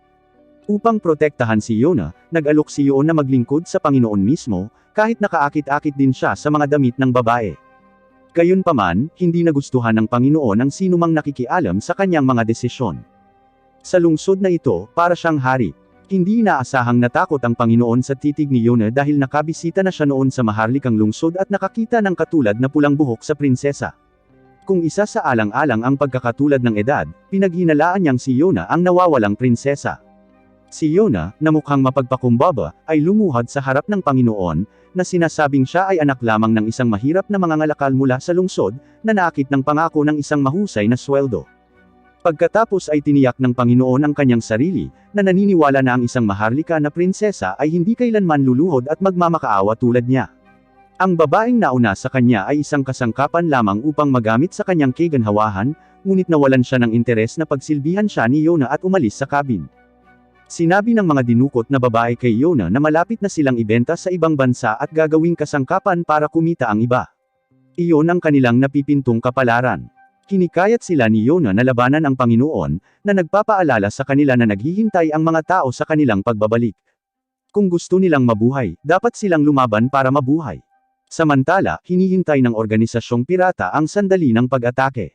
Ang Dragon Warriors at Hak ay labis na nababalisa, nag-aalala sa kaligtasan ni Yona at Yoon. Si Hakuryo, kahit na nag-aangkin ng kawalang interes, ay nanatiling mapagbantay 24/7 sa tore ng bantay ng barko, sa takot na baka makaligtaan niya ang signal ng mga paputok ni Yona. Napansin ni Seryo, gamit ang kanyang Dragon Eye, na tumulak na ang opisyal na barko ng Panginoon. Ang pinakahihintay na labanan ay sa wakas ay malapit na. Sina Yona at Yoon ay nakagapos sa mga kamay at nakapiring. Buti na lang at may dala silang maliit na ardilya na mabilis na kumagat sa kanilang mga lubod. Nang dumating ang mga gwardya upang tingnan ang ingay, tinambangan sila ni Yona at Yoon at pinabagsak sila. Si Angie, isa sa mga dinukot na babae, ay nagplanong makipagtulungan kay Yona upang ilantad ang lokasyon ng barko. Sa pagsisimula ng labanan sa labas, ang Dragon Warriors at Hak ay lumaban sa mga mersenaryo ng Panginoon habang binabantayan ang mga paputok ni Yona. Ang kanilang pangunahing layunin ay iligtas ang mga nakulong na batang babae bago ganap na makisali sa labanan. Sinadya ni Yoon na ilantad ang kanilang posisyon para maakit ang mga nagbabantay na sundalo. Gayunpaman, ang marahas na pagyanig ng barko ay nagbigay daan sa kaaway na mahuli si Angie bilang bihag.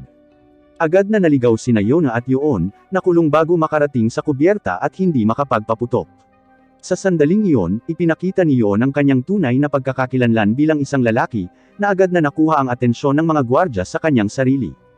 Inangkin niya na naglagay siya ng mga pampasabog sa kubyerta, nagbabala na malapit nang sumabog ang mga ito maliban kung tumigil, at siya lamang ang nakakaalam ng kanilang lokasyon. Hindi nagsasamantala, nagpasya ang mga gwardya na dalhin siya sa kubyerta upang mahanap ang bomba. Alam ni Yona na binabalak ni Yoon na isakripisyo ang sarili. Kahit na nagtagumpay siya sa pag-set off ng mga paputok sa deck, malamang na mapatay siya sa lugar. Habang nakikipagpunyagi sa natitirang bantay, hinawakan ni Yona ang isang pana at palaso na nahulog at sinundan sila. Gayunpaman, nahirapan si Yon na makahanap ng angkop na posisyon para ilunsad ang mga paputok. Kung off ang anggulo, baka hindi sila makita ni Hakuryo at ng iba pa. Bukod dito, ang kanyang pagsisinungaling tungkol sa bomba ay nagiging mas mahirap na mapanatili, at ang mga sundalo ay nagpasya na patayin siya upang maiwasan ang anumang karagdagang mga issue. Sa sandaling iyon, naabutan ni Yona at itinutok ang pana sa mga sundalo. Habang sila ay ginulo, siya ay sumugod, kinuha ang mga paputok ni Yon, at inilunsad ang mga ito. Nakita agad ni Seryo ang mga paputok. Gayunpaman, mabilis na nahuli ng mga sundalo si Yona, sa hinala na ang mga paputok ay hudyat sa mga pirata.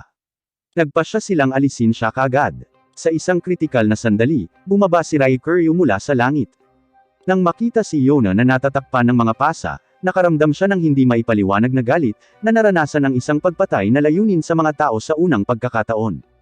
Napansin ng kalaban si Hakuryo at nagsimulang magtulay para sa suporta.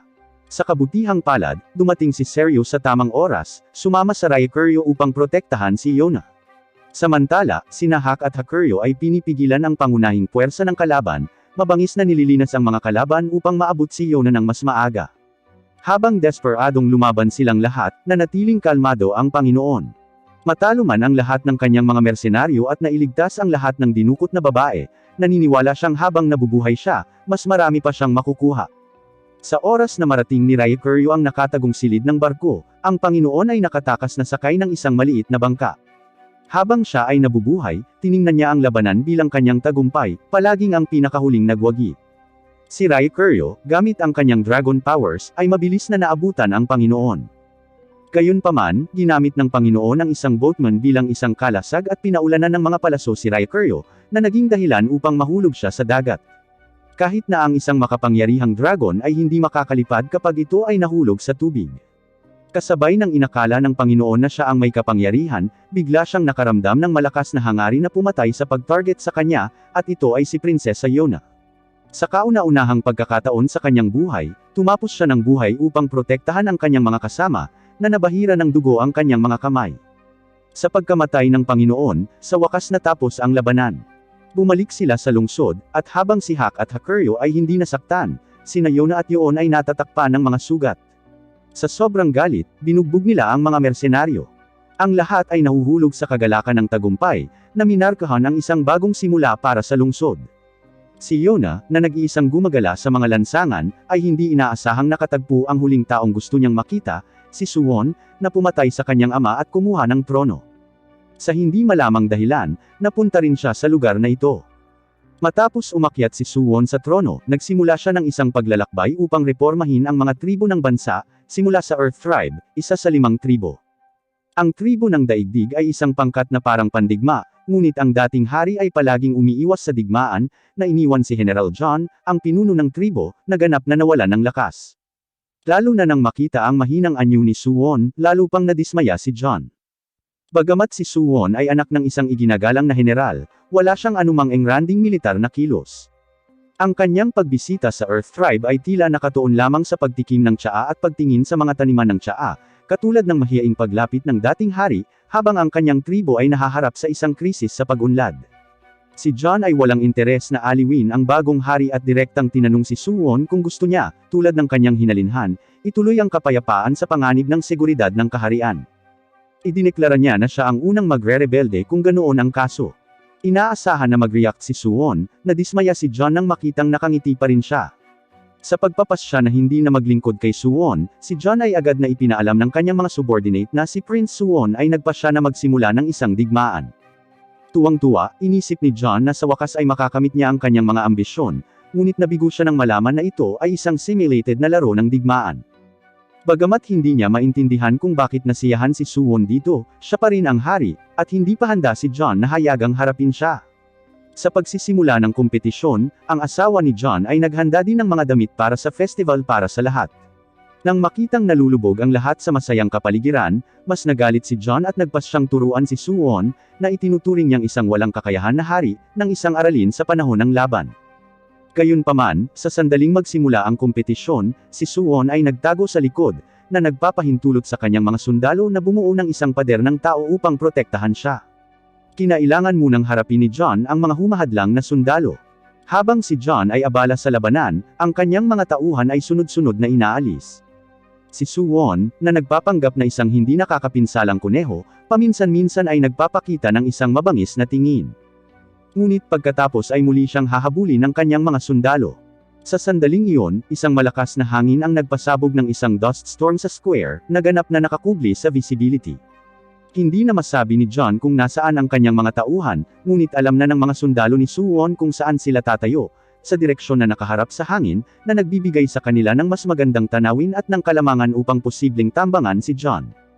Inutusan sila ni Suwon na gamitin ang hangin sa kanilang kalamangan, na nagpapahintulot sa kanila na mangibabaw sa gitna ng kaguluhan. Pagkarinig nito, napagtanto ni John na si Suwon ay malayo sa kawalan ng kakayahan. Ang kanyang pagtakas ay hindi aktwal na pag-urong kundi isang taktika para akitin ang sarili niyang mga tauhan sa mga bitag.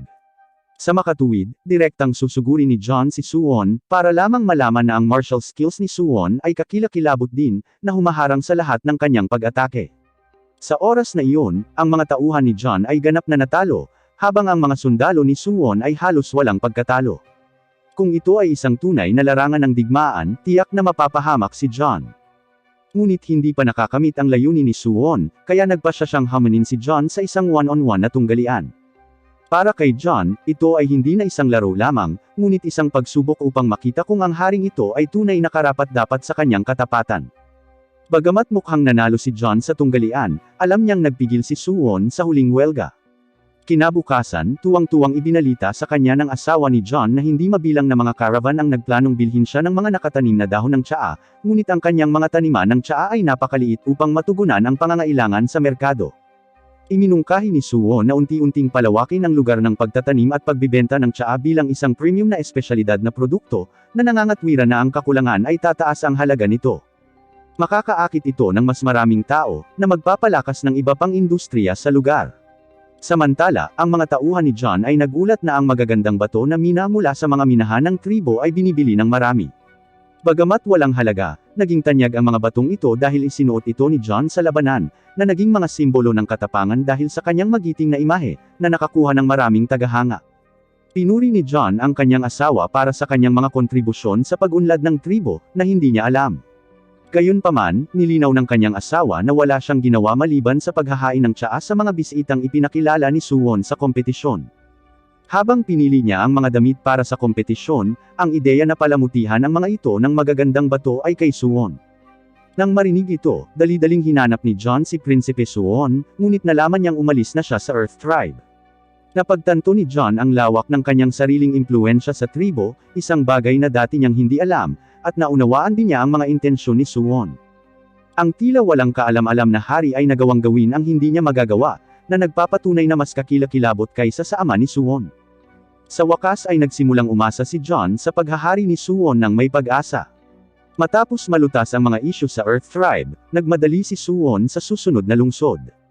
Narinig niya na ang lokal na Panginoon ay gumagawa ng mga krimen, nagtatrafficking ng mga babae sa pamamagitan ng madilim na puwersa, at nakikibahagi sa malilim na pakikitungo sa mga dayuhan.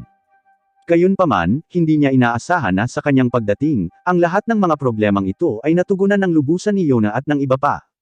Nakasalubong din niya muli si Yona, ang taong minsan niyang inalagaan. Halos hindi makapaniwala si Suwon sa kanyang mga mata, at nanginginig si Yona, hindi sigurado kung paano haharapin ang lalaking pumatay sa kanyang ama. Nang maabyutan ng mga bantay ni Suwon, sa takot na malantad, naisipan ni Yona na tumakas ngunit bigla siyang hinayla sa yakap ni Suwon. Kung natuklasan ng mga gwardya na buhay si Yona, hindi nila ito papakawalan. Nang makitang hawak ni Suwon ang isang babae sa kalye, nakaramdam ng kawalan ng magawa ang mga gwardya at hinimok siyang bumalik upang imbestigahan ang kaso ng Panginoon. Napansin ni Yona ang punyal sa baywang ni Suwon at panandali ang pinag-isipang patayin siya. Gayunpaman, tila naramdaman ni Suwon ang kanyang intensyon at hinawakan ang kanyang kamay. Matapos magambala ang kanyang mga bantay, umalis si Suwon sa eksena. Sa nakaraan, ang batang lalaki ay nagtataglay ng kakayahang hindi tumanda o mamatay, ngunit hindi niya alam na ang kapangyarihang ito ay ang pinakamalupit na sumpa. Habang pinagmamasdan niya ang kanyang malalapit na kaibigan na dumaan sa natural na mga siklo ng kapanganakan, pagtanda, pagkakasakit, at kamatayan habang siya ay nananatiling bata pagaya ng dati, na hindi nagkakasakit at gumagaling kaagad mula sa mga pinsala, na tanto niya ang kakilakilabot ng immortalidad. Gayunpaman, hindi siya pinakawalan ng tadhana mula sa pagkakahawak nito. Makalipas ang mga taon ng pag-alagala, nakilala ni Zeno ang isang batang babae na dumaranas ng isang nakakahawang sakit. Ang dalawa ay umibig at nagpakasal, ngunit ang kanyang kalusugan ay humihina araw-araw. Hindi mabilang nananalangin si Zeno sa Diyos ng Dragon na nagbigay sa kanya ng kanyang kapangyarihan, umaasang pahabain ang buhay ng kanyang asawa, ngunit hindi pinansin ang kanyang mga panalangin, at namatay ito. Binantayan ni Zeno ang katawan ng kanyang asawa sa loob ng ilang dekada bago ibinaon ang kanyang mga buto at ipagpatuloy ang kanyang pag-alagala. Sa panahong ito, binisita rin niya ang mga inapo ng iba pang 3 Dragon Warriors. Dahil sa kanilang kakaibang kapangyarihan, ang bawat isa ay nabuhay ng mas trahedya kaysa sa nakaraan. Hindi niya maintindihan kung bakit nagpatuloy ang angkan ng mga mandirigma ng dragon kahit namatay na si Haring Hiryu, hanggang sa isang araw, nang lumitaw ang isang maliwanag na pulang bituin, na nagpapahiwatig sa kanya na si Haring Hiryu ay maaaring muling nagkatawang tao. Tahimik niyang hinintay ang muling pagkikita ng kanyang mga kapatid at si Haring Hiryu. Sa kasalukuyan, nang matagpuan ni Yona ang iba pang Dragon Warriors, si Aryo ay lumapit din sa kanya. Gayunpaman, hindi kinilala ni Yona ang batang nauna sa kanya bilang Aryo, sa halip ay napagkamalan siyang isang palaboy na pulubi, na naaakit sa masasarap na pagkain na kanilang inihanda. Ang 3 Dragon Warriors ay pinanood si Aryo na kumakain at halos hindi makapaniwala na siya ang kanilang kapatid sa dugo, dahil siya ang unang lumapit kay Yona ng maagap. Ang kadalian ng pagtitipon ng 4 na Dragon Warriors ay tila surreal sa kanila. Si Aryo, na nakatingin kay Yona, ay hindi ginising ang dugo ng dragon tulad ng ibang mga mandirigma dahil siya ang orihinal na Aryo, na ang katapatan ay kay Haring Hiryu lamang. Para sa kanya, si Yona ay isang cute na maliit na kapatid na babae na may bloodline ni King Hiryu. Hindi sigurado si Yona kung paano hikayatin si Aryo na sumama sa kanila bilang isang kasama, ngunit agad na pumayag si Aryo. Wala siyang tiyak na layunin o pagnanais, at naisip na ang paglalakbay kasama si Yona at ang iba ay magiging kasiya siya, lalo na't siya ay lubos na nasisiyahan sa kanilang mga pagkain. Ang pagtanggap na ito ay mas mabilis pa kaysa kay Hakuryo. Mainit na binati ni Aryo ang lahat at binanggit niya na wala siyang espesyal na kakayahan, tanging isang napakatibay na katawan. Mula noong katapusan ng panahon ng alamat, ito ang unang muling pagsasama-sama ng 4 na mandirigma ng dragon sa libu-libong taon. Umiiyak si Hakuryo sa tuwa, habang si Aryo naman ay nakangiti lang, na laging tahimik na binabantayan sila. Ipinagpatuloy ng grupo ang kanilang paglalakbay at nangyari sa isang hot spring inn kung saan nagpasya silang magpahinga. Habang naliligo, napansin ni Hakuryo ang malaking marka ng kuko sa likod ni Hakuryo, na pagtanto na si Hakuryo, tulad niya, ay nasakta ng nakaraang dragon. Sinamantala rin ni Hakuryo ang pagkakataong makatakas mula sa kanyang nayon. Ibinahagi ni Hakuryo kay Hakuryo na ang kanyang hinalinhan, na siya ring ama, ay nagdulot ng marka ng kuko sa kanyang kapanganakan. Pagkatapos, ikinulong ng punong nayon ang ama, na ipinagbabawal sa anumang pribadong pakikipag-ugnayan sa mga bata. Ang mga pagbisita ni Hakuryo sa kanyang ama ay palaging pinangangasiwaan ng mga taga-nayon. Sa paglipas ng panahon, nanlumo ang kanyang ama nang mawala ang kanyang kapangyarihan sa dragon. Lihim na binisita ni Hakuryo ang kanyang ama sa pagkakakulong, nalaman na ang kamay ng dragon ng kanyang ama ay ganap na naglaho, na wala ang lahat ng kapangyarihan ng dragon, na minana noon ng bagong Hakuryo. Sa gabi, upang ipagdiwang ang pagtitipon ng 4 na Dragon Warriors at para salubungin ang Aryo, nagsagawa sila ng isang pambihirang inuman. Gayunpaman, mabilis na nalasing si Hakuryo pagkatapos lamang ng isang inumin. Sinubukan ni Hakuryo na tanggalin ang maskara ni Seryo habang siya ay lasing, ngunit natakot siya sa Dragon's Eye. Nalasing din ng husto si Aryo, tinawag si Haring Hiryu sa kanyang pagtulog. Palibhasay na buhay ng libu-libong taon sa ilalim ng sumpa ng immortalidad, nanabik siyang makitang muli ang hari. Natagpuan ni Yona ang 4 na mandirigmang dragon, na tinapos ang unang hakbang na itinalaga ng pari.